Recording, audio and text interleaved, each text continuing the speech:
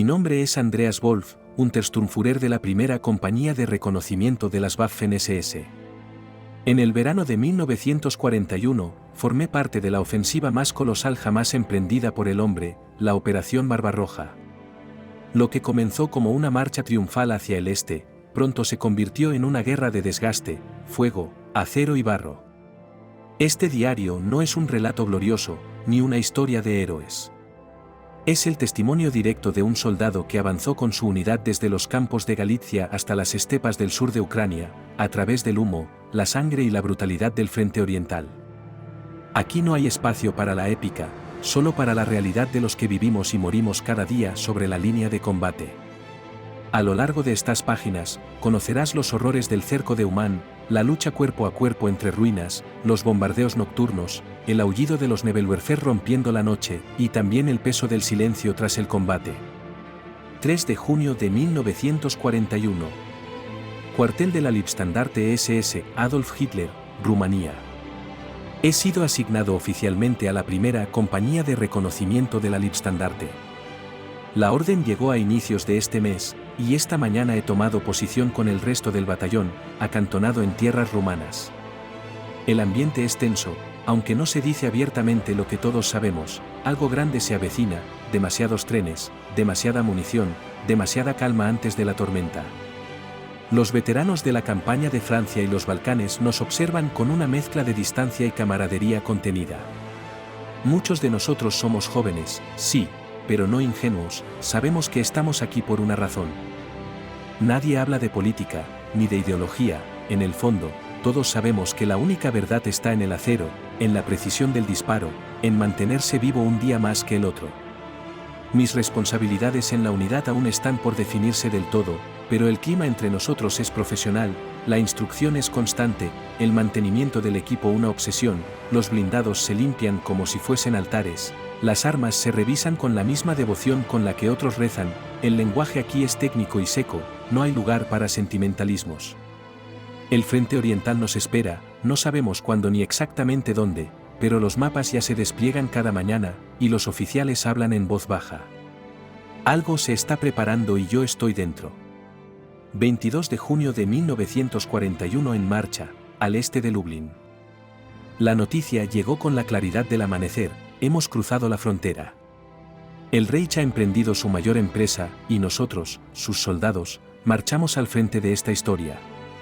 La Operación Barbarroja ha comenzado. Por un momento, el murmullo de los motores se impuso al silencio de los hombres. Nadie alzó la voz. Solo el viento del este golpeando las lonas, y el rumor seco de los neumáticos sobre la gravilla. La columna avanza como un organismo único, decidido, y sin embargo, cada uno de nosotros piensa, calladamente, lo que esto significa. Los más veteranos, pocos en mi sección, hablan con respeto de la inmensidad del este. Yo, que solo he leído de ella, no puedo evitar recordar las campañas del emperador, cuando las águilas francesas se hundieron en la nieve y el barro ruso.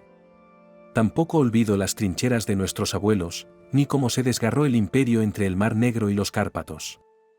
Una guerra en dos frentes, esa pesadilla que tanto se temió en la Gran Guerra, vuelve a ser realidad. Sin embargo, no hay desaliento en mi ánimo. Lo que entonces fue improvisación y desgaste, hoy es una obra maestra de precisión. Las divisiones Panzer avanzan como cuchillas de acero, y detrás de ellas vamos nosotros, la vanguardia de los ojos del ejército. La camaradería entre mis hombres es firme, limpia como una bayoneta recién afilada. Son jóvenes, algunos más que yo, y sin embargo me siguen con confianza. La responsabilidad me pesa con dignidad. Hoy, al recibir las órdenes, he sentido un extraño orgullo. No de arrogancia, sino de estar aquí, de formar parte de algo más grande que nosotros. Mis libros de historia quedan atrás. Ahora escribimos uno nuevo, día tras día, kilómetro tras kilómetro. Me he prometido mantener este diario no como vanidad, sino como testimonio. Si volvemos, que mis hijos, algún día, puedan saber lo que fue avanzar hacia el este bajo el cielo de junio.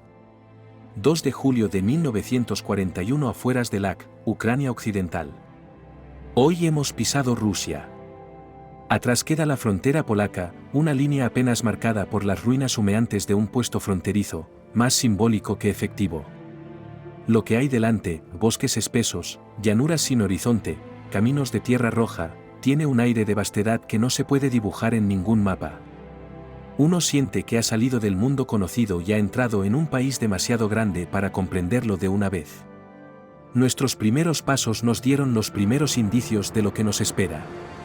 Casas carbonizadas, un cañón soviético calcinado en una cuneta, y un caballo muerto con el arnés aún puesto. Todo en silencio.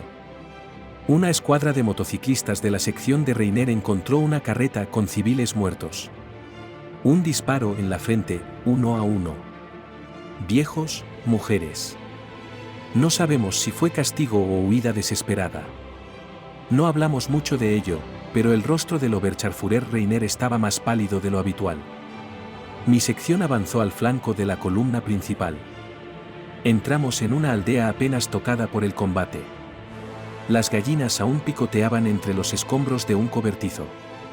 Un anciano nos miraba desde el porche, sin miedo, sin expresión, como si ya nos hubiese visto antes, 100 veces. El rostro de Rusia. Por la tarde alcanzamos una elevación con vista sobre el Lac. Se oyen disparos a lo lejos. Nuestra artillería ha estado castigando las afueras. Una columna de humo se levanta del este. Los camiones de la división cruzan el río por puentes improvisados, construidos por nuestros zapadores. Un trabajo digno de elogio. Nada se detiene. Al anochecer, mientras mis hombres se repartían raciones frías, me senté a escribir en mi libreta. No por nostalgia, sino para retener la magnitud de lo que vivimos. Hoy he visto un molino hecho trizas por un obús, y junto a él, el retrato de un niño pegado a una viga chamuscada. Esto también es la guerra.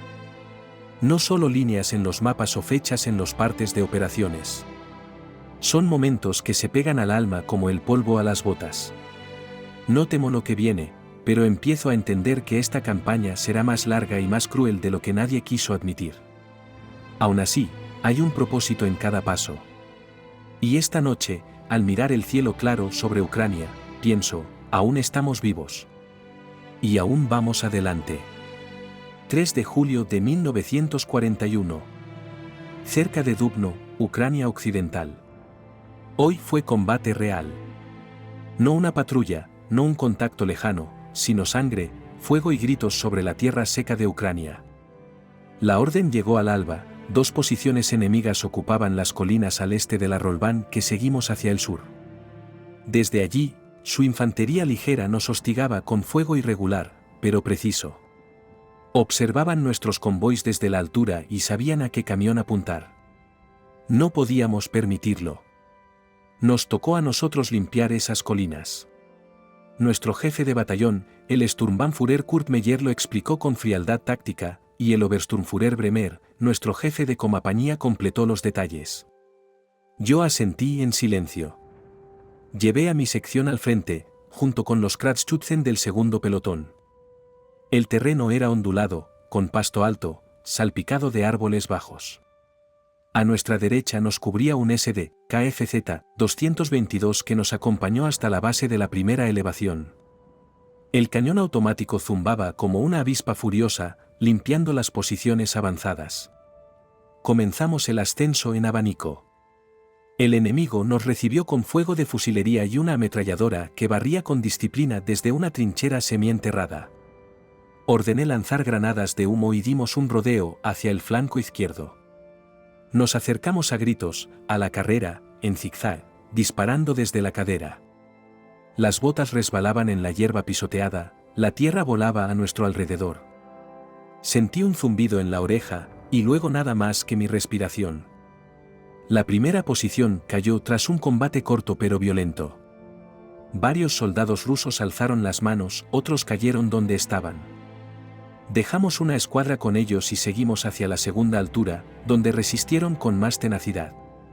Un mortero comenzó a disparar desde la cima, pero no duró mucho. La ametralladora del 222 lo localizó y cayó sus voces. 36 muertos quedaron entre ambas posiciones. Capturamos 50 prisioneros, 2 Maxim pesadas y el mortero. El sol nos castigaba la nuca mientras los registrábamos.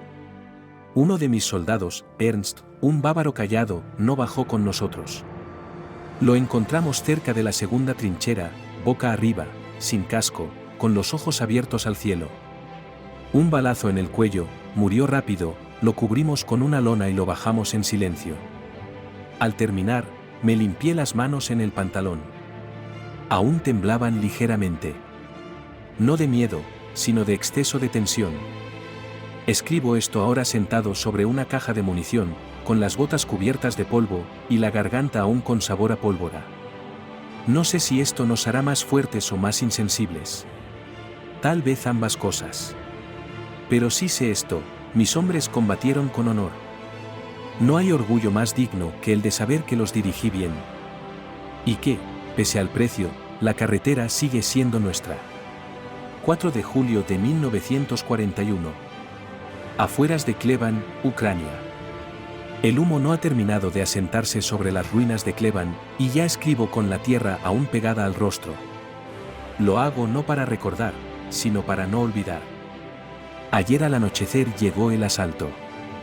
Habíamos ido a reforzar a una compañía de la división que corría el riesgo de verse rodeada y los esperábamos. Durante todo el día habíamos interceptado mensajes, visto movimiento en la arboleda al noreste. Pero nadie imaginó que vendrían en tal número.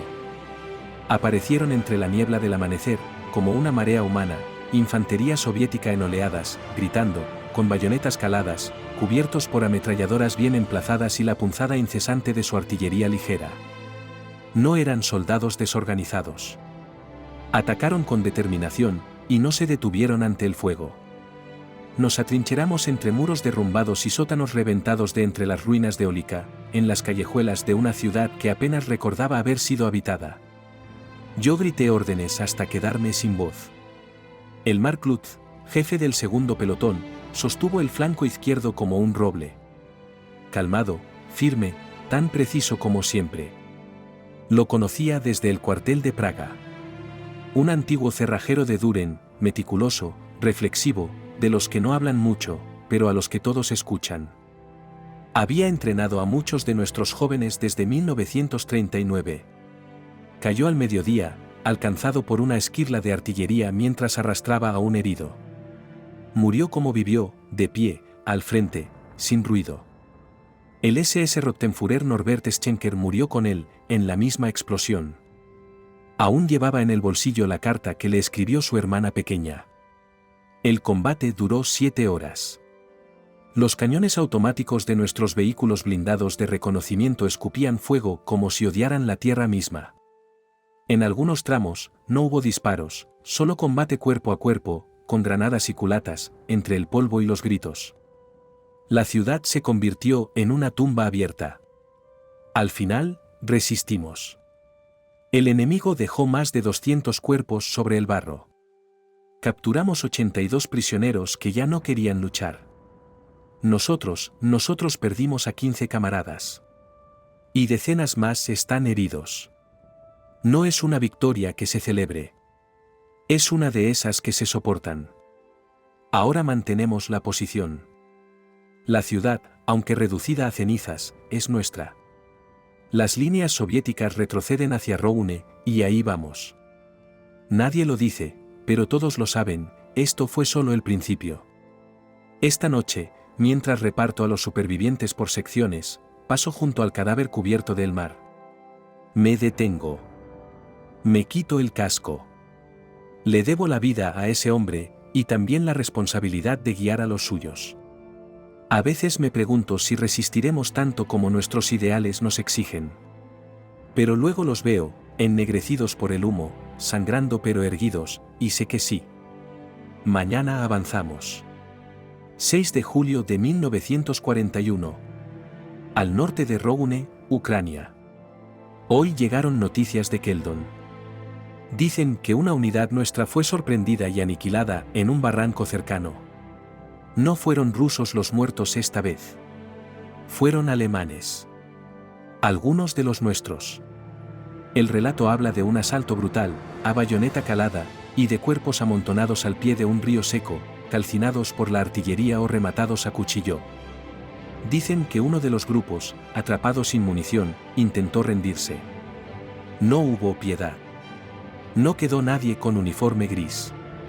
No estuve allí, pero algo en mi pecho se encoge cada vez que alguien menciona ese nombre, Keldon.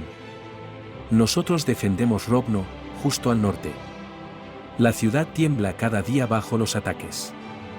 Desde hace 48 horas, los soviéticos no nos dan respiro. Llegan en oleadas, mal armados muchos, pero con una furia que no he visto antes. Gritan purra, como si el grito pudiera protegerlos de nuestras balas. En cierto modo, es admirable. En otro, aterrador. Hoy rechazamos 3 asaltos seguidos. El terreno es mixto, zanjas poco profundas, los esqueletos de algunas casas de campo, y el caserón del molino, que ahora usamos como punto de observación. Nuestra munición empieza a escasear. El SD-KFZ-222 de apoyo fue clave, sus ráfagas de 20 milímetros cortaron literalmente a una sección enemiga que intentaba flanquearnos, pero no puede estar en todas partes. Al final, fue la puntería fría y la disciplina lo que nos mantuvo con vida. Matamos a unos 250 de ellos. Capturamos unos cuantos heridos, temblorosos, con las manos alzadas y los ojos vacíos. De los nuestros, perdimos 12 hombres. 3 murieron al instante. El resto está en los camiones sanitarios, algunos sin piernas. De los míos, uno, Wimmer, tenía el rostro destrozado por la metralla. Lo cubrí yo mismo con su capote, mientras sus camaradas lo miraban en silencio. No lloramos. Ya no. He visto cosas hoy que no sé cómo procesar.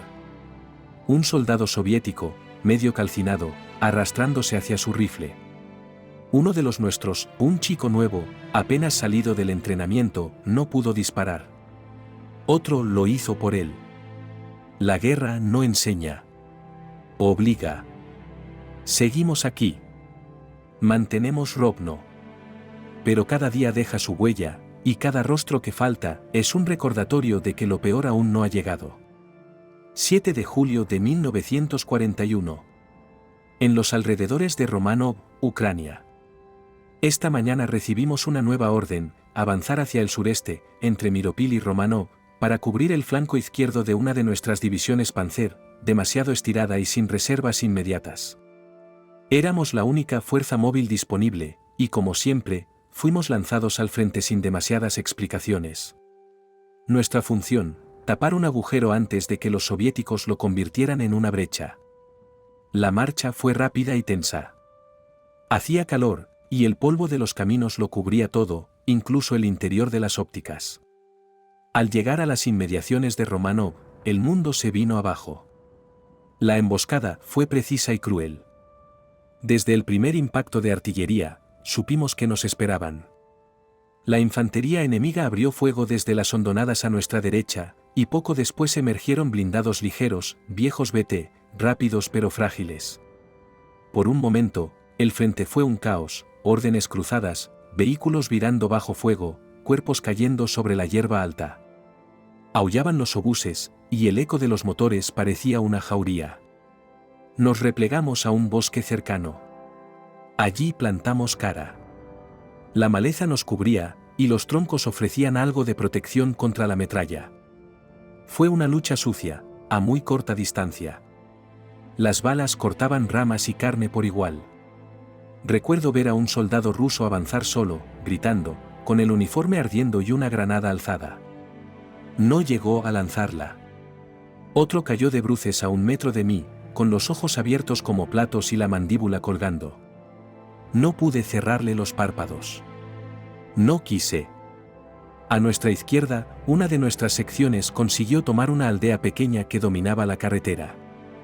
Desde allí nos dieron apoyo directo con varios cañones ligeros y un cañón de asalto Stug-3.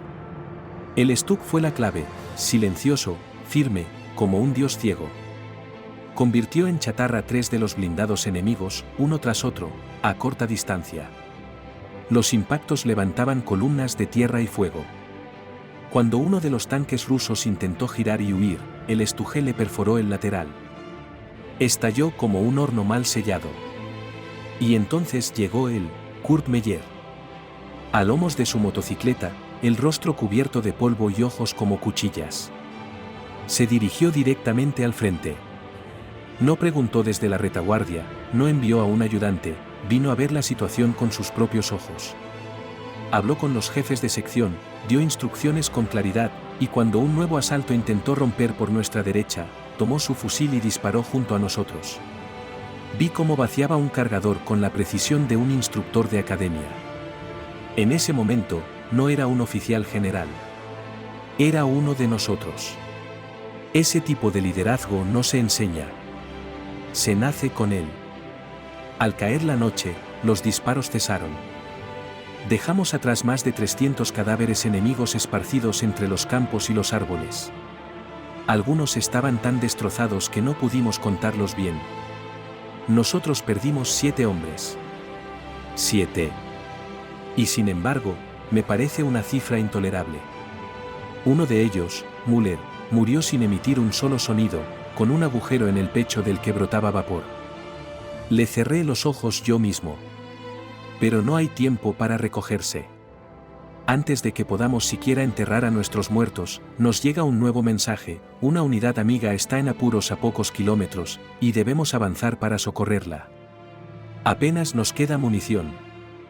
Estamos exhaustos. Pero nadie se queja.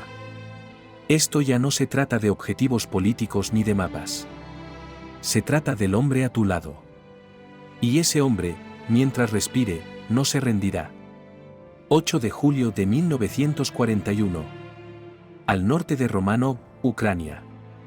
Nos habían advertido de que el flanco de nuestras divisiones Panzer estaba peligrosamente expuesto. Las columnas alemanas se adentraban profundamente hacia Kiev, pero a su izquierda quedaba una brecha que el enemigo ya había empezado a explotar. Así que, como una cuña, nos lanzaron a nosotros, el batallón de reconocimiento, para cerrar esa grieta antes de que se abriera del todo. Una misión directa: avanzar hacia el norte desde Romanov, cruzar los bosques y contactar con unidades amigas cerca de Sokolov. Fácil de decir, menos fácil de ejecutar.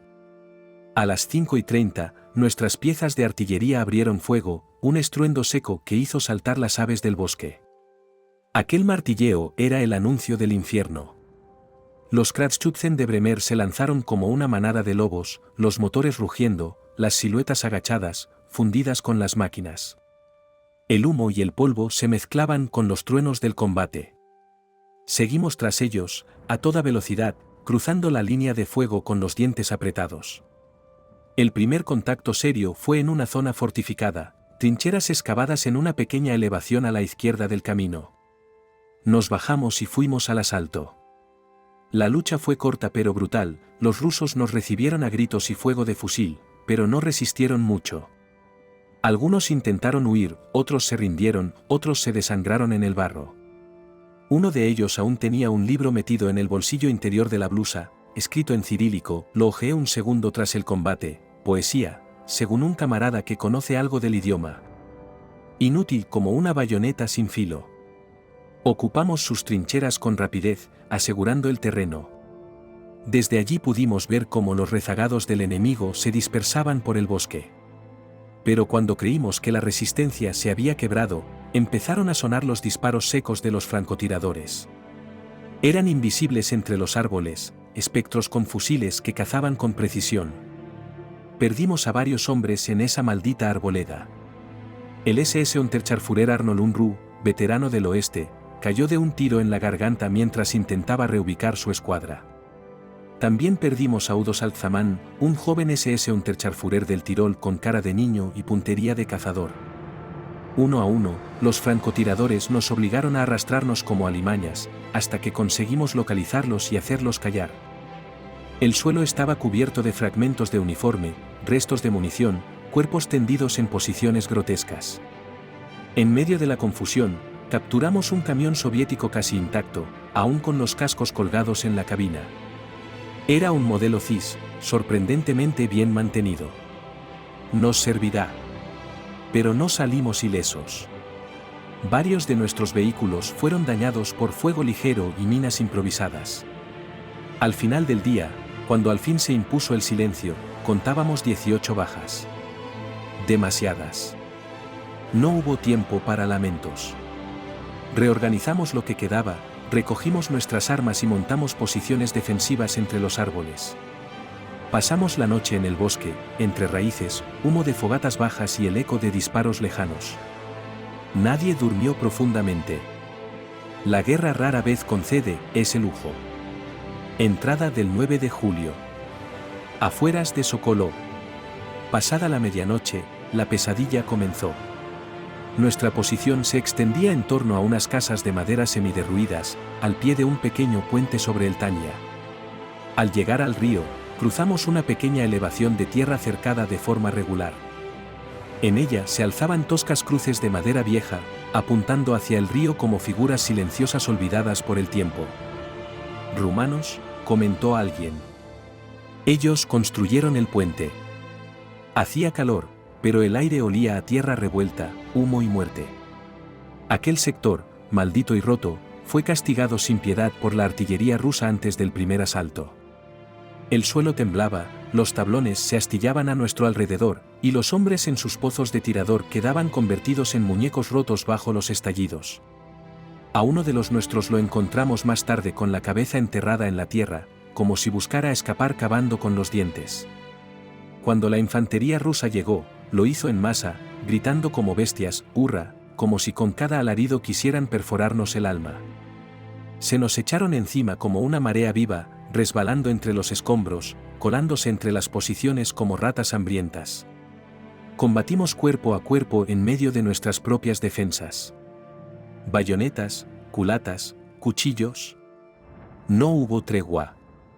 Vi a un camarada abrirle el cráneo a un ruso con la pala de trinchar mientras gritaba el nombre de su madre. Un blindado ligero 222 ardió como una tea frente al puente tras ser alcanzado de lleno por un cañón antiaéreo soviético. Sus 3 tripulantes quedaron atrapados dentro. Los gritos y los golpes contra las planchas de acero aún me persiguen. No pudimos hacer nada. Solo mirar cómo el fuego consumía lo que quedaba de ellos. Respondimos con rabia. A pesar del caos, conseguimos poner fuera de combate a al menos 6 blindados enemigos. El puente se convirtió en un infierno de metal retorcido, madera carbonizada y cadáveres calcinados.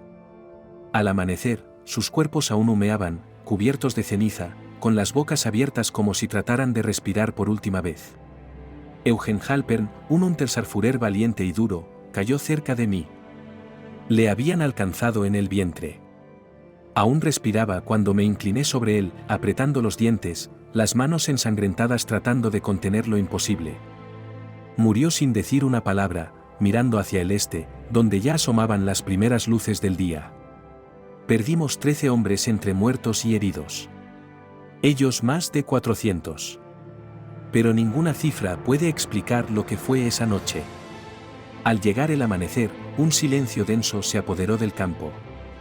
De entre los cuerpos, algunos en posturas imposibles, otros aún con el dedo en el gatillo, nos levantamos los que quedábamos. Vi a uno de los míos encender un cigarrillo con la mano temblorosa, como si no creyera estar vivo. Yo tampoco. Pero lo estaba. Y eso, por sí solo, era un milagro. 9 de julio de 1941. Bosque al sureste de Sokolov. Tras la batalla de la noche y bajo la sombra húmeda de un bosquecillo de abedules, tuvo lugar una reunión con el Sturmbannführer Kurt Meyer. Los oficiales del batallón de reconocimiento nos reunimos alrededor de un mapa manchado de barro, extendido sobre el capó de un blindado semioruga. El humo de los cigarrillos colgaba denso en el aire. Meyer llegó directo desde el Estado Mayor, su uniforme todavía salpicado de polvo seco.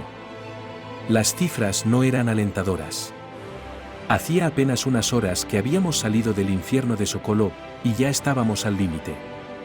Las compañías tenían una media de 60 a 70 hombres cada una, y muchas armas automáticas habían sido dañadas o perdidas. La munición de fusil estaba al 50%, la de ametralladora aún más baja. Varios vehículos seguían averiados o sin combustible. El Unterscharführer Walter se atrevió a decir lo que muchos pensaban. Sturmbannführer, si seguimos avanzando con la línea tan estirada, podríamos quedarnos aislados. La retaguardia es solo una palabra. Hubo un silencio incómodo. Meyer lo miró un instante, pero no respondió de inmediato. Luego dijo con calma: los rusos también están rotos. Ellos no pueden reagruparse más rápido que nosotros. Zitomir es el objetivo. Avanzamos mañana. Algunos asintieron, otros simplemente bajaron la mirada. No había margen para la duda, ni tiempo para reparar nada. Las órdenes eran claras.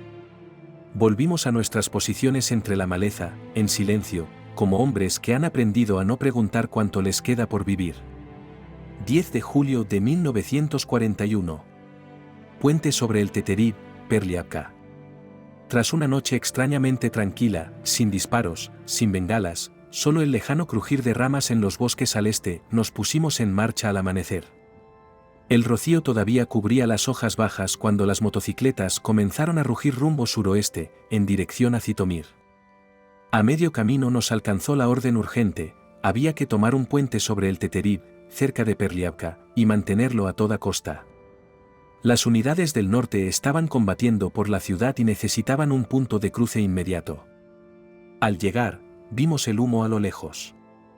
El puente, reforzado con sacos terreros y alambradas, parecía un simple trazo de piedra en medio de un infierno contenido. Los soviéticos no se habían limitado a defender el paso, habían preparado una posición de sacrificio. Nuestra infantería desmontó. Las motocicletas quedaron abandonadas al borde del camino. En silencio, como si cada hombre supiera que el siguiente paso podría ser el último, avanzamos entre los árboles. El bosque de abedules, tan blanco, tan puro, parecía fuera de lugar ante el retumbar sordo de los cañones. Nuestras piezas de artillería y los cañones de asalto abrieron fuego. Cada impacto sacudía el suelo y dejaba un eco metálico en el pecho. A lo lejos, 2 piezas de artillería enemigas respondían, una de ellas lanzando fuego a apenas 300 metros de nuestro flanco derecho. El primer asalto fue contenido con dureza. Desde una trinchera camuflada entre zarzas, un T-26 surgió como un depredador y barrió con su cañón a 2 secciones antes de ser alcanzado por un 88 que habíamos traído a empujones por un camino de cabras. El disparo lo atravesó de lado a lado. Se detuvo de inmediato, comenzó a humear, y luego estalló desde dentro como una calabaza seca. El tercero pelotón, al mando del Unterscharführer Victor Custer, cruzó el espacio abierto a la carrera, entre explosiones y disparos sueltos. Vi a uno de ellos caer de rodillas, sujetándose el cuello, sin emitir un sonido. Custer llegó al borde del puente y lo tomó por asalto. Granadas de mano, disparos a quemarropa, culatas y bayonetas hicieron el resto. Los rusos luchaban con desesperación, retrocediendo lentamente, cubriéndose con lo que podían. A nuestra izquierda, descubrieron un vado y comenzaron a flanquearnos. En medio del caos, nos replegamos ligeramente y redirigimos nuestros cañones de asalto hacia esa zona. Un combate brutal cuerpo a cuerpo se desató entre matorrales y agua hasta las rodillas. Vi a un ruso esconderse en el hueco de una raíz, apuntar y disparar a uno de los nuestros a quemarropa antes de que un Schütze le vaciara el cargador en el pecho. El agua del río se tiñó de rojo durante varios minutos. La resistencia comenzó a quebrarse. Algunos arrojaban sus fusiles y levantaban las manos, otros huían en desbandada hacia el bosque. Pero Perliavka aún no había caído. Allí, un grupo de fanáticos, comisarios, milicianos, quizá NKVD, se atrincheró casa por casa. Cada habitación se convirtió en un fortín. Tuvimos que limpiar una a una, lanzábamos granadas por las ventanas, disparábamos a través de las puertas. En una cabaña, un camarada fue abatido al entrar, su cuerpo quedó colgando del marco con el fusil aún al hombro. Solo cuando todos ellos cayeron, sin rendirse, luchando hasta el último aliento, cesaron los combates. Al final de la jornada, Gerd Bremer nos reunió cerca del puente. Habíamos perdido solo 4 hombres, pero el campo estaba sembrado de cuerpos enemigos, unos 100 muertos y más de 200 prisioneros. Habíamos destruido 6 vehículos, entre ellos 3 T-26, y capturado intacto un BA-10 abandonado en la plaza de Perliavka, su tripulación muerta en el suelo. Nos fortificamos a toda prisa. La cabeza de puente debía resistir. Otras unidades vendrán detrás de nosotros. El puente sobre el Teterib ya no pertenece a los soviéticos. Ahora, es nuestro. 13 de julio de 1941. Cabeza de puente sobre el Teterib. Durante 2 días hemos resistido en este trozo de tierra empapado de sangre, barro y humo. El puente sobre el Teterib, aquel que tomamos a sangre y fuego en Perliavka, se convirtió en un imán de muerte. Los soviéticos no tardaron en organizar contraataques. Vinieron con todo, blindados, infantería, obuses de campaña y una voluntad suicida de hierro. El día y la noche se confundían entre el estruendo de los cañones y el zumbido constante de las balas. El cielo permanecía oscurecido por las columnas de humo que salían de los vehículos ardiendo y de los cuerpos carbonizados junto a los nidos de ametralladoras. Cada asalto enemigo era precedido por una breve pero feroz preparación artillera, tras la cual emergían oleadas de infantería soviética como espectros desde la bruma del amanecer o la oscuridad de la noche. A lo lejos, las siluetas grises se lanzaban contra nuestras posiciones a pecho descubierto, como si la muerte no importara. Era como si sus vidas no les pertenecieran. Nuestros 88 milímetros tronaban como martillos de los dioses, volando torretas de T-26 por los aires, haciendo arder camiones y transportes blindados con una facilidad grotesca. Nuestros cazacarros de 47 milímetros y los cañones de asalto hicieron su parte, pero la presión no cesaba. Los hombres empezaban a mostrar el desgaste. Los huecos en la línea se volvían más frecuentes, más difíciles de cubrir. Ya no hay reservas. Cada baja es un golpe que no podemos compensar. Las ametralladoras trabajaban sin pausa hasta que los cañones ardían, vomitando fuego y casquillos. La infantería rusa se arrojaba una y otra vez al campo de exterminio que teníamos preparado. Caían en decenas, luego en cientos. Vi con mis propios ojos a soldados vivos caminar sobre los cuerpos de sus camaradas heridos, pisarlos como tierra firme, como si cada cuerpo fuera un peldaño hacia su propia muerte. Durante los enfrentamientos eliminamos al menos a 300 enemigos y destruimos una decena de vehículos, tanques ligeros, camiones, un par de piezas de artillería remolcadas. En la oscuridad, bajo una fina llovizna que no lograba apagar el hedor de la pólvora ni la carne quemada, el escarfurer Reiner Kessler del primer pelotón lideró una incursión brillante y desesperada contra una batería enemiga. La neutralizaron, 3 cañones destruidos, sus sirvientes muertos o huyendo a gritos, pero Kessler no regresó. Una ráfaga de ametralladora lo alcanzó en el estómago. Murió desangrado, aferrado a su subfusil, con la cara vuelta hacia el cielo. Además de él, perdimos a 5 hombres más. Entre ellos, 2 tripulantes de un blindado 222 alcanzado por un cóctel molotov. Quedaron atrapados dentro cuando el fuego devoró el compartimento. Gritaron durante segundos eternos antes de quedar en silencio. El tercer tripulante logró escapar, con apenas algunas quemaduras superficiales. Hoy, al amanecer, llegó finalmente el relevo. Un batallón de infantería de la Wehrmacht ha tomado nuestras posiciones. Algunos de los nuestros ni siquiera hablaron. Se limitaron a caminar hacia la retaguardia con la mirada clavada en el suelo, los rostros grises, los ojos hundidos, las barbas crecidas. Hombres que apenas hace una semana eran soldados ahora parecen espectros vestidos de gris. Sin embargo, lo logramos. Mantuvimos el puente. Lo imposible se hizo posible a base de sangre y hierro. Estoy orgulloso de mis hombres. De cada uno de ellos. El enemigo perdió mucho más que nosotros. Pero esta victoria tiene un precio que solo nosotros conocemos. 16 de julio de 1941. Proximidades del río Irpin, frente a Kiev. Tras la feroz defensa del puente en Perliavka, el día 14 se nos concedió un breve descanso. Una jornada para reorganizar filas, curar heridas superficiales y tomar aliento. No fue suficiente. Apenas habíamos comenzado a enterrar a los nuestros cuando el alto mando volvió a empujarnos hacia el este. La gran operación para acercar Kiev se aceleraba, y nuestra unidad fue designada como punta de lanza para reforzar el anillo que se cerraba sobre la capital ucraniana. El día 15 avanzamos sin pausa. Carreteras reventadas, vehículos quemados, cadáveres al borde del camino. El calor era asfixiante. A lo largo del trayecto sufrimos varias emboscadas y escaramuzas, francotiradores en los árboles, minas improvisadas, pequeños grupos de soldados soviéticos que atacaban y desaparecían entre los trigales como fantasmas armados. Aún así, nuestro avance fue firme. Al caer la tarde, capturamos una compañía rusa entera que se rindió sin ofrecer resistencia. Los hombres estaban desnutridos, mal armados, muchos descalzos. Su capitulación fue un respiro. En esos momentos, muchos entre nosotros empezaron a pensar que la resistencia soviética colapsaría pronto. Hoy ha corrido entre las unidades una historia que, si no viniera de fuente directa, creería sacada de un libro de hazañas de propaganda. El protagonista ha sido un carrista de los nuestros, el Unterscharführer Michael Wittmann, al que conocí brevemente durante el entrenamiento en Alemania. Pocas palabras, mirada firme, el tipo de hombre que escucha más de lo que habla.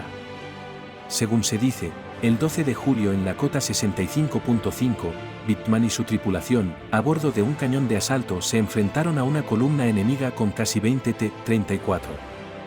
No me equivoco si digo que para cualquiera eso habría sido un suicidio. Pero lo que hizo fue maniobrar, escoger su posición, y destrozar uno a los carros soviéticos, como un cazador que va eligiendo su presa en mitad de una estampida. 7 T-34 destruidos en una sola acción. El último huyó. No hay grandes discursos ni medallas aún, pero ya se murmura que recibirá la Cruz de Hierro. Bien merecida, en mi opinión. El 16 de julio al amanecer nos fue asignado un objetivo específico: tomar una colina a los pies del río Irpin, desde la cual se dominaban los accesos a Kiev. Era una posición clave y los soviéticos lo sabían. Enlazamos con los hombres del primer regimiento de infantería SS, bajo el mando de Fritz Witt, y se nos ordenó preparar un asalto inmediato. La colina estaba fuertemente defendida, trincheras, nidos de ametralladora, cañones ocultos bajo redes y tierra. A las 4:30 abrimos fuego con todo lo que teníamos. Artillería pesada, cañones de asalto, morteros. La colina se envolvió en humo, llamas y tierra removida. Poco después, el enemigo nos devolvió el golpe, fuego de contrabatería, obuses que explotaban a nuestro alrededor y dejaban cráteres inmensos. A las 5:15, el tercero y el cuarto pelotón iniciaron el asalto. En cuestión de minutos, el terreno se convirtió en un infierno. El combate fue brutal. Se luchó cuerpo a cuerpo, con bayonetas, granadas y cuchillos. El enemigo lanzaba contraataques con infantería y blindados, tanques T-26, incluso 2 carros Lee de fabricación americana, con doble cañón, aparecieron en escena. El Rottenführer Philipp Witzer, al mando del cuarto pelotón, resistió con determinación sobre la cima, rodeado, bajo fuego constante. El humo lo cubría todo, los árboles ardían, los gritos de heridos y moribundos se confundían con el estruendo del combate. Intentamos enviar refuerzos, pero el fuego enemigo lo impedía. Para aliviar la presión, dirigí personalmente un ataque de distracción por el flanco izquierdo con un cañón de asalto, una pieza de 20 milímetros antiaérea y un pelotón de infantería. Fue efectivo durante unos minutos. El fuego sobre la colina disminuyó, pero no pudimos sostenerlo mucho tiempo. Una hora después, un único superviviente del cuarto pelotón descendió tambaleándose de la cima. Iba cubierto de sangre, sin casco, con la mirada perdida. Dijo que no se había retirado hasta que se le acabó la munición. El resto, incluidos Witzer y sus hombres, murieron en sus posiciones. Un proyectil de artillería impactó de lleno sobre uno de nuestros blindados 222, que estalló como una antorcha. Uno de los tripulantes murió al instante, los otros 2, gravemente heridos, fueron arrastrados fuera del vehículo por un sanitario que también cayó minutos después alcanzado por fuego de mortero. Reanudamos el bombardeo con más intensidad. A las 8:40 el tercero pelotón asaltó nuevamente la colina. Los combates fueron espantosos. A bayoneta calada, entre cadáveres y cráteres humeantes, fuimos avanzando metro a metro. Al fin, Conseguimos tomar la posición. Destruimos 9 blindados enemigos, entre ellos los 2 Lee. Gracias a nuestros cañones de asalto y cazacarros de 47 milímetros, los rusos dejaron tras de sí más de 300 muertos. Capturamos a 80 exhaustos prisioneros. Sin embargo, la colina seguía bajo fuego constante durante todo el día y la noche. A pesar de eso, los soviéticos no contraatacaron, probablemente reorganizaban su defensa dentro de la ciudad. A la luz de los incendios nocturnos, pudimos ver su retirada. Pero la victoria fue amarga. El cuarto pelotón quedó prácticamente aniquilado. Entre muertos y heridos, perdimos a más de 60 hombres. Varios sanitarios murieron al intentar evacuar a los heridos entre las explosiones. Nuestras fuerzas están mermadas, los rostros endurecidos, la moral sostenida únicamente por el deber y la rabia. Hoy la colina es nuestra. Pero nos preguntamos, al mirar los cuerpos desperdigados en sus laderas, ¿cuántas más costarán antes de llegar a Kiev? 29 de julio de 1941. Alrededores de Berdikiv. Tras mantener la colina junto al río Irpin en nuestro poder sin mayores sobresaltos, mientras a lo lejos podían verse los combates en las calles de Kiev, el día 20 de julio fuimos finalmente relevados por una unidad de infantería de la Wehrmacht. Nuestra compañía se desplazó a los alrededores de Berdikiv para tomarse unos días de descanso y reorganización. Las primeras jornadas estuvieron dedicadas enteramente a tareas logísticas, reabastecimiento de municiones, repuesto de material y reparación de vehículos dañados. El parque motorizado fue sometido a revisión completa, los blindados se limpiaron, repararon y rearmaron. También llegó una partida de nuevos reclutas. En su mayoría son jóvenes con rostros aún vírgenes de guerra. Algunos nos miran con admiración, otros con un miedo contenido. A todos se les nota la confusión de quien ha sido arrancado del cuartel para verse de pronto lanzado al caos de una campaña despiadada. El ambiente, pese a todo, fue relajado. Muchos de nuestros hombres aprovecharon para lavarse en el río, afeitarse por primera vez en semanas y hasta bromear y nadar como si no estuviésemos en mitad de territorio enemigo. El calor apretaba, y el agua fue una bendición. Se organizaron partidos de fútbol improvisados entre las secciones, y la cocina nos sorprendió con pan fresco y algo de embutido traído en el tren de suministros. También llegó correspondencia, lo que como siempre, elevó el ánimo de todos. Sin embargo, no todo fue descanso. Se organizaron ejercicios tácticos, sobre todo para los recién llegados, marchas, instrucción de armamento y maniobras básicas. La prioridad era que se adaptaran al ritmo de combate de la unidad. A varios veteranos se les asignó la tarea de instruir a los nuevos. Algunos demostraron gran talento, sabiendo encontrar el equilibrio entre la severidad y la paciencia. En una de las reuniones de oficiales, celebrada en una casa requisada junto al bosque, el Obersturmführer Bremer nos informó sobre la situación general del frente. Desde el sur llegan noticias de combates intensos en la zona de Uman. Aunque la ofensiva avanza, la extensión del frente y la capacidad del enemigo para sacrificarse sin medida siguen preocupando. El Hauptsturmführer Max Wunschel, que nos visitó brevemente, fue claro al expresar su preocupación por la falta de reservas frescas y la dependencia casi total de nuestras unidades de vanguardia para sostener el impulso ofensivo. Si los soviéticos continúan cediendo terreno solo para atraernos más lejos, llegará un día en que nos faltará aliento para seguir golpeando, dijo, frunciendo el ceño. Una anécdota curiosa, durante una inspección improvisada, el Sturmbannführer Kurt Meyer encontró a uno de los nuevos Sturmmänner dormido en su puesto durante un ejercicio de guardia. En vez de gritar o castigarle con dureza, le hizo correr 2 kilómetros con todo su equipo y luego le sentó delante de toda la unidad para que explicara en voz alta por qué no debía volver a repetirlo. Las carcajadas estallaron cuando Meyer le preguntó si quería una almohada para el siguiente turno. Estos días nos han permitido recuperar fuerzas, reforzar nuestra estructura y recordar, por un instante, que seguimos siendo hombres bajo el uniforme. Pero la guerra no ha terminado. Solo ha hecho una pausa. La máquina está lista para seguir adelante, y nosotros con ella. Entrada del 30 al 31 de julio de 1941. Novo-Archangelsk. Frente de Uman. Los días 30 y 31 de julio fueron una nueva prueba para la compañía. A primera hora del día 30, nos desplegamos en el sur de Cibermanouka y después nos desplazamos al Estchinouka. La resistencia enemiga allí fue intensa, artillería pesada, nidos de ametralladoras y francotiradores escondidos en los árboles. Perdimos hombres, y algunos vehículos quedaron fuera de combate. En uno de los contraataques rusos, murieron varios camaradas de la segunda compañía, incluso el SS Untersturmführer Baumart cayó. Dicen que combatió hasta el final. Nosotros, desde la primera, aguantamos en nuestras posiciones. Tuvimos que contener un intento ruso de romper el cerco con tanques e infantería. Fue duro, pero resistimos. Por la tarde, una de nuestras secciones consiguió capturar un puente intacto en las Chegwoje y tomar una compañía rusa por sorpresa. Un golpe de suerte. Al día siguiente, nos desplazamos hacia Novoarkhangelsk.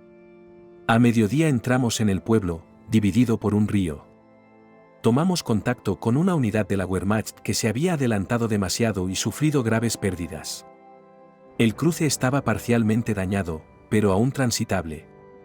Poco después, llegaron por el sudeste los hombres del primer batallón del regimiento SS-1, al mando de Fritz Witt. Fue un alivio tenerlos cerca.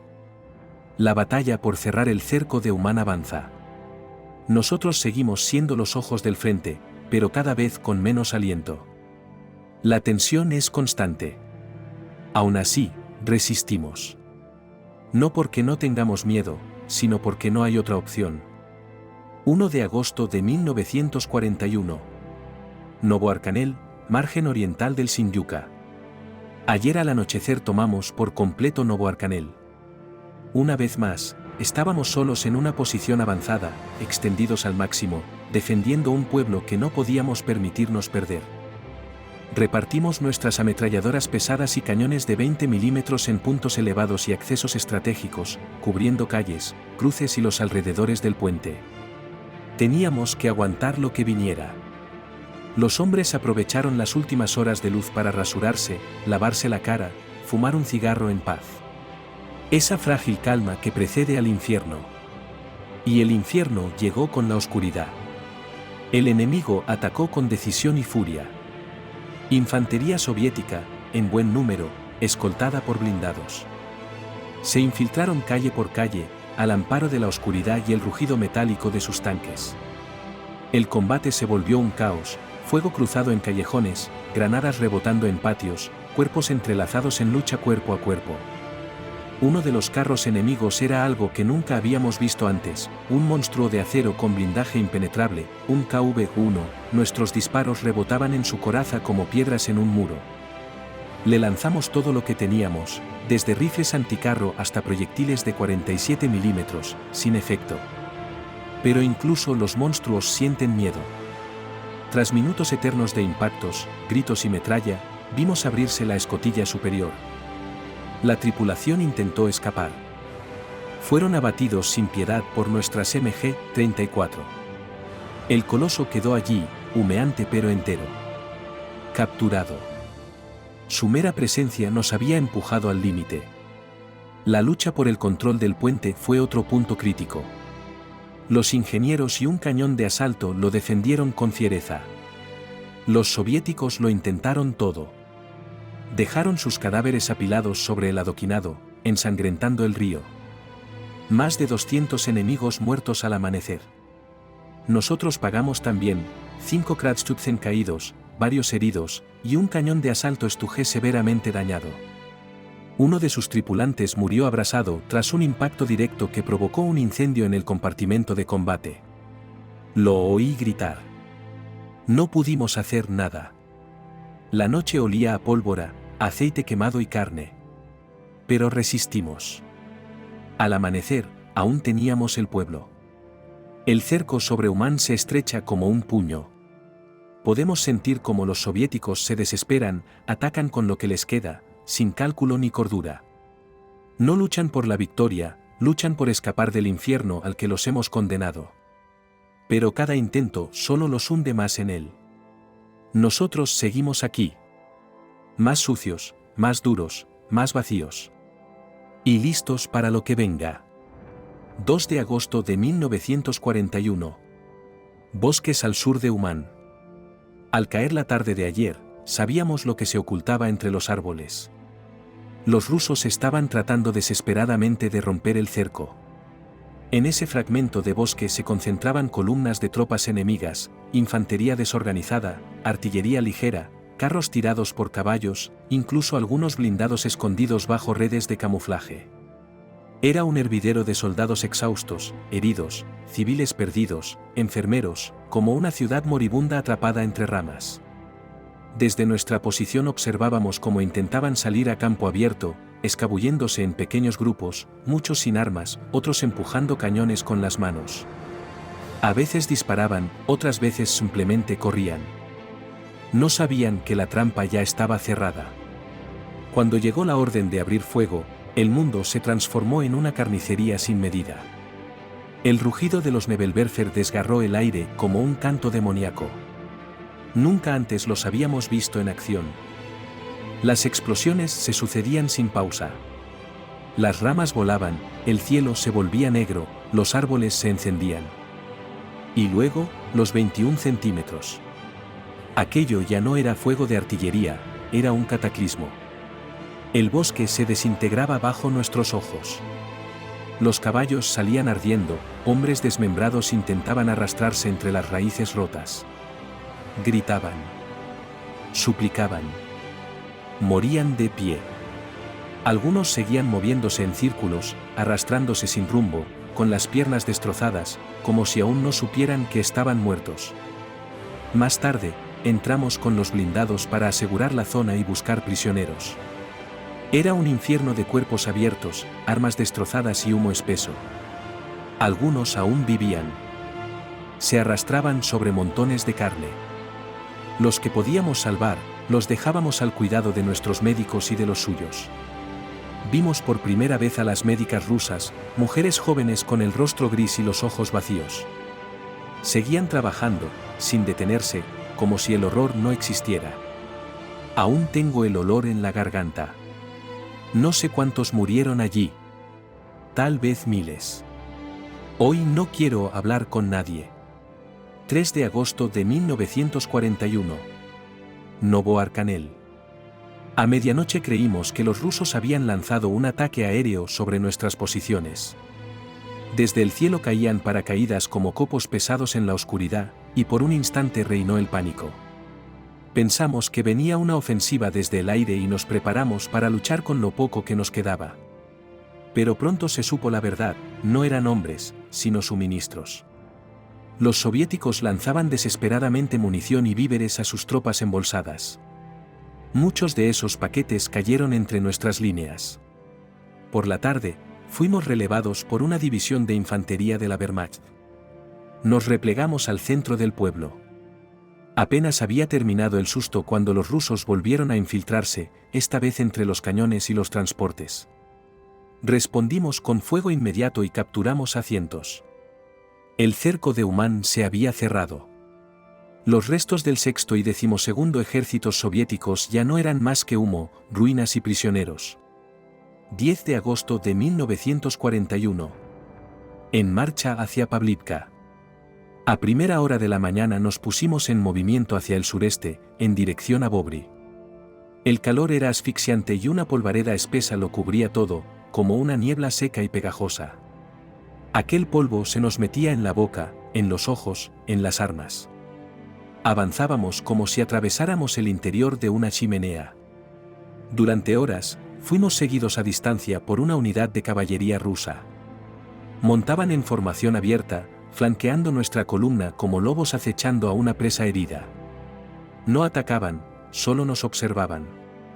Caballos oscuros, jinetes encorvados con fusiles al hombro, parecía una escena sacada de una novela del salvaje oeste. Solo que aquí no había ningún sheriff, solo soldados sucios y cansados apuntando con ametralladoras a siluetas que se desvanecían entre la bruma del calor. Más de uno en la columna soltó alguna broma sobre los cosacos apaches, pero nadie se relajó. La tensión se podía cortar con un cuchillo. Nunca supimos si buscaban una oportunidad de atacar, o simplemente nos hostigaban para frenar nuestro ritmo. Pero no se acercaron más, y siguieron a distancia hasta el anochecer, como si tuvieran miedo de despertar algo peor. La tierra parecía vacía, pero estaba plagada de trampas y emboscadas. Y aún no sabíamos que al día siguiente, las colinas frente a Pavlivka nos recibirían con fuego. 11 de agosto de 1941. Cerca de Pavlivka. 5 horas de avance incesante nos habían traído hasta las colinas que bloqueaban el paso al resto de la división. Allí, en lo alto, ocultos entre arbustos y tierra, esperaban los búnkeres soviéticos. Bremer me encargó liderar el asalto frontal. El terreno era empinado, cubierto de matorrales altos y tierra suelta. Sabíamos, por reconocimiento aéreo, que en nuestra izquierda se ocultaban carros de combate enemigos, listos para intervenir. El Untersturmführer Armberger, con su buen juicio, ordenó emplazar un 88 mm apuntando a la carretera de acceso. Si los blindados venían por allí, como imaginábamos, los atraparíamos de flanco. No fallamos. Nuestros cañones de asalto y la artillería abrieron fuego sobre las posiciones enemigas. Las colinas temblaron con cada impacto. Comenzamos la subida bajo su estruendo. El enemigo respondió enseguida con fuego cerrado desde las troneras. Silbaban las balas, saltaban astillas, y hombres gritaban y caían. A pesar de todo, nadie se detuvo. Al llegar al pie de la colina lanzamos granadas de humo, buscando cegar sus puntos de tiro. Luego vino el avance final, cuesta arriba, entre fuego y lodo. Lanzábamos granadas donde oíamos voces, gritos, estallidos. Un lanzallamas abrió el primero de los búnkeres. Desde dentro salieron llamas y hombres ardiendo. Corrían envueltos en fuego, convertidos en antorchas humanas. El hedor de carne quemada se pegó a la garganta y no se fue más. Algunos chillaban, otros no. Simplemente caían, se retorcían y ardían hasta quedar inmóviles. Tomamos búnker tras búnker, a veces a tiros, otras cuerpo a cuerpo. En uno de ellos, creí que ya estaba despejado. Al entrar, vi a un ruso tumbado en el suelo. Cuando me giré, se lanzó sobre mi cuchillo en mano. Caímos al suelo forcejeando.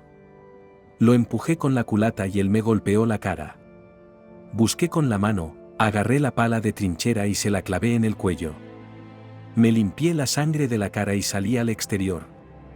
Justo entonces llegaron los tanques soviéticos. Vinieron por la carretera como esperábamos, y uno a uno fueron destrozados por el 88, ardieron como cerillas. A nuestra derecha, la segunda compañía subía por otra de las alturas con apoyo de otro Stug, también lograron limpiar sus posiciones. En menos de 2 horas, las colinas eran nuestras, dejamos más de 300 enemigos muertos en el terreno y tomamos a 60 prisioneros, pero pagamos el precio, 23 camaradas muertos y el doble de heridos. Seguimos adelante. Sin pausas. Sin ilusiones. Solo órdenes, fuego y tierra roja. 17 de agosto de 1941. Cruce del Ingul. Al llegar al puente de Kiljanouka, nos recibió un intenso fuego de artillería desde el suroeste. Estaba claro, el enemigo aún nos pisaba los talones e intentaba bloquear el cruce del río Ingul. Pero no lo consiguió. Nuestros vehículos atravesaron el puente uno a uno, a toda velocidad, tragando polvo y fuego, sin sufrir pérdidas. La 16 Panzerdivisión atravesó al enemigo en retirada como una lanza. Nosotros, siguiéndola, rompimos las últimas líneas rusas y alcanzamos el largo pueblo de Saselje, pasando por Novopoltauka.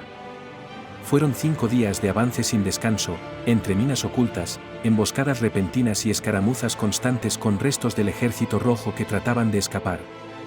Pero no es el enemigo lo que más nos agota, a estas alturas, lo que realmente empieza a pesarnos es la vastedad interminable de estas tierras.